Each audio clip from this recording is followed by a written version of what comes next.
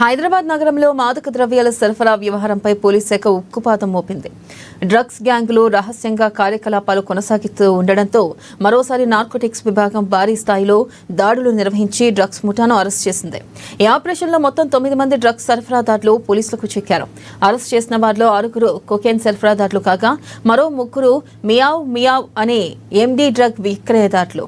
ఇక వారి వద్ద నుంచి 286 గ్రాముల కొకైన్, 11 ఎక్సిస్టీ టాబ్లెట్లు, ఇక 12 మొబైల్స్, ఒక దేశీ తుపాకీ, 6 తుపాకీ తూటాలు స్వాధీనం చేసుకున్నారు. ఇక అంతేకాక డ్రగ్స్ ట్రాఫికింగ్ లో భాగస్వాములుగా ఉన్న 2 విదేశీయులను కూడా అదుపులోకి తీసుకున్నారు. ఈ సందర్భంగా Hyderabad city police commissioner C V Anand మాట్లాడుతూ డ్రగ్స్ దందాలో 3 ప్రధాన ముఠాలను గుర్తించామని తెలిపారు. మొత్తం 9 మంది డ్రగ్స్ పెడ్లర్లు, ట్రాన్స్పోర్టర్లను అరెస్ట్ చేశామని వెల్లడించారు. ఇక ఈ ముఠాలు ముంబై, రాజస్థాన్, గోవాలతో సంబంధాలు ఉన్నట్లుగా పేర్కొన్నారు.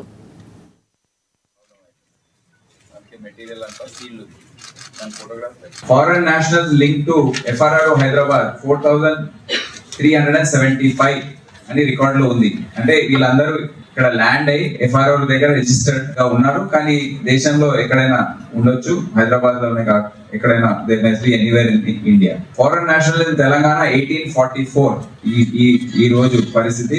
Africans in Hyderabad 1387, Nigerians in Hyderabad 43 అని FRRO రికార్డ్స్ లో ఉన్నాయి. సో మేము 33 మంది ఫారెన్ నేషనల్స్ ని HNU ద్వారా అరెస్ట్ చేయడం జరిగింది. గత 3 సంవత్సరాల్లో 19 మంది ఫారెన్ నేషనల్స్ ని డిపోర్ట్ చేయడం జరిగింది HNU ద్వారా.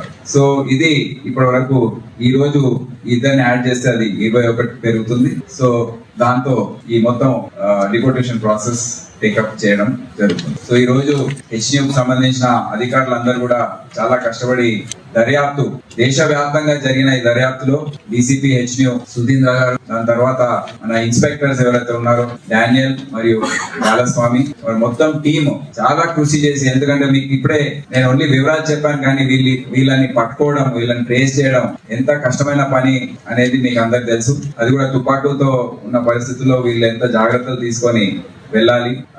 ఇప్పుడు అనామ్ కాంబాటే కాదు, కొన్ని సందర్భాల్లో వీళ్ళు BP జాకెట్స్ కూడా క్యారీ చేసే పరిస్థితి వస్తుంది. మీకు తెలుసు డ్రగ్ సరఫరా చేసే ముఠాలు ఏ విధంగా వేరే దేశాల్లో చాలా డేంజరస్ గా ఉంటాయి. కొలంబియా, మెక్సికో లాంటి దేశాల్లో మీరు చూసారు, ప్రభుత్వాల్ని పడగొట్టడం, ఇటువంటి పెద్ద పెద్ద ఆర్మీస్, ప్రైవేట్ ఆర్మీస్ తయారు చేసుకోవడం, ఇవన్నీ. సో అటువంటి పరిస్థితి ఏం లేదు మన దగ్గర, కానీ వీరిని అణిచివేయడం అనేది చాలా ముఖ్యమైన అంశం.